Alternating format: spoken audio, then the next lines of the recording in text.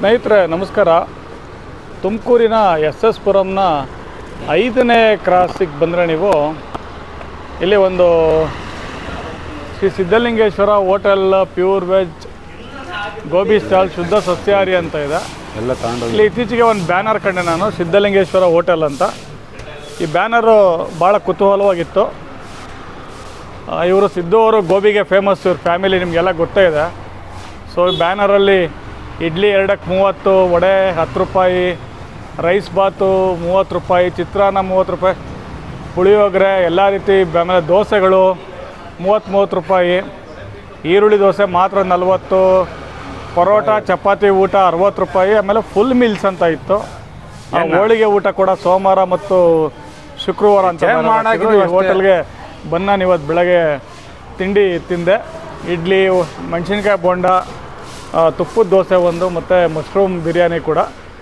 So ಈ hotel ಮಾಲೀಕರಾದ Siddu ನನ್ನ ಆತ್ಮೀಯರು ಕೂಡ.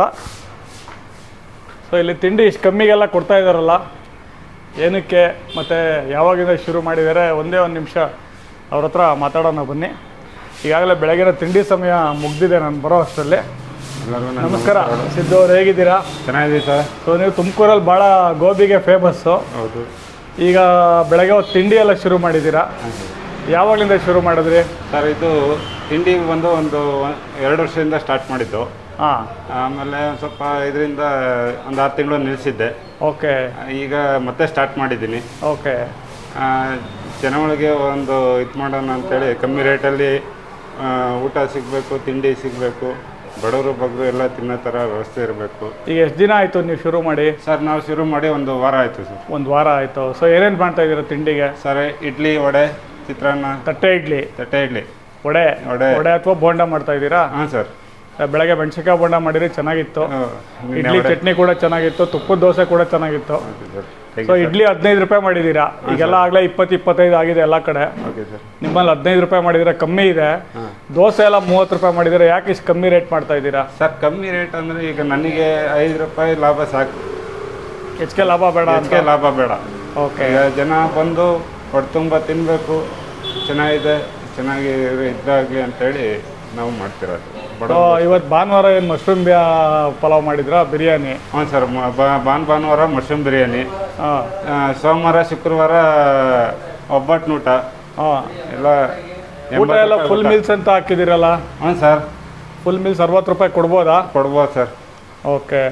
ಮತ್ತು ನಿಮ್ಮ ಹೋಟ್ಲು ಈಗ ಎಷ್ಟು ವರ್ಷದಿಂದ ಇದೆ ಈ ಜಾಗದಲ್ಲಿ? ಈ ಜಾಗದಲ್ಲಿ 6 ವರ್ಷದಿಂದ ಇದೆ. 6 ವರ್ಷದಿಂದ ಇದೆ. ಈಗ 1 ವಾರದಿಂದ ತಿಂಡಿ ಶುರು ಮಾಡಿದ್ದೀರಾ? ತಿಂಡಿ ಶುರು. ಜನ ಬರ್ತಾ ಇದ್ದಾರೆ? ಹಾಂ, ಬರ್ತಾ ಇದ್ದಾರೆ. ಸೊ ಮಧ್ಯಾಹ್ನ ಊಟ ಇರುತ್ತೆ? ಹ್ಞೂ ಸರ್. ಜೊತೆಗೆ ನೀವು ಗೋಬಿ ನೂಡಲ್ಸ್ ಎಲ್ಲ ಮಧ್ಯಾಹ್ನ ಮಾಡ್ತೀರಾ? ಹಾಂ, ಮಧ್ಯಾಹ್ನ 1 ಗಂಟೆಯಿಂದ ಅದು ಸ್ಟಾರ್ಟ್ ಆಗುತ್ತೆ. ಮತ್ತೆ ಸಂಜೆನೂ ಗೋಬಿ ನೂಡಲ್ಸ್ ಎಲ್ಲ ಮಾಡ್ತೀರಾ? ಹಾಂ ಸರ್.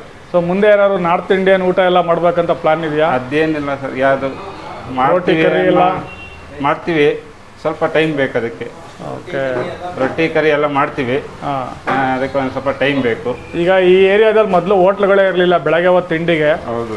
ಈಗ ನಿಮ್ಮದು ಒಂದು ಸೇರ್ಕೊಂಡಿದೆ. ಜನಗಳ ರೆಸ್ಪಾನ್ಸ್ ಹೇಗಿದೆ? ಚೆನ್ನಾಗಿದೆ ಸರ್, ಪರವಾಗಿಲ್ಲ, ತುಂಬ ಚೆನ್ನಾಗಿ ರೆಸ್ಪಾನ್ಸ್ ಕೊಡ್ತಿದ್ದಾರೆ. ಓಕೆ. ಚೆನ್ನಾಗಿದೆ, ಎಲ್ಲ ಟೇಸ್ಟ್ ಚೆನ್ನಾಗಿದೆ ಅಂತ ಹೇಳ್ತಿದ್ದಾರೆ ಜನ. ಈಗೆಲ್ಲ ನಿಮ್ಮ ಹೋಟ್ಲಲ್ಲಿ ಎಷ್ಟು ಜನ ಕೆಲಸ ಕೊಟ್ಟಿದ್ದೀರಾ ಸಿದ್ದು? ಸರ್ ನಾವು ನಮ್ಮ ಹೋಟ್ಲಲ್ಲಿ 15 ಜನ ಕೆಲಸಗಾರರು ಇದ್ದಾರೆ. 15 ಜನ ಕೆಲಸ ಮಾಡೋರು ಇದ್ದಾರಾ? ಓಕೆ ಸಿದ್ದು ಅವ್ರು, ಆಯಿತು. ಒಳ್ಳೆ ಇದು ಸಂಜೆ ಹೊತ್ತು ಬರೀ ಎಲ್ಲ ಫಾಸ್ಟ್ ಫುಡ್ ಮಾಡ್ತಿದ್ದವರು ಇವಾಗ ಬೆಳಗಿನ ದಕ್ಷಿಣ ಭಾರತೀಯ ಶೈಲಿ ಊಟಕ್ಕೂ ತಿಂಡಿ ಊಟಕ್ಕೆ ಕೂಡ ಪ್ರಾಮುಖ್ಯತೆ ಕೊಟ್ಟಿದ್ದೀರಾ. ನಿಮಗೆ ಒಳ್ಳೆಯದಾಗಲಿ ಅಂತ ಹೇಳ್ತಾ, ಸೊ ಎಲ್ಲ ಜನಗಳಿದ್ದೀರ ಸದುಪಯೋಗ ಪಡಿಸ್ಕೊಳ್ಳಿ ಅಂತ ಹೇಳಿಬಿಟ್ಟು ನನ್ನ ಮಾತನ್ನು ಮುಗಿಸ್ತೀನಿ. Thank you very much. Thank you sir.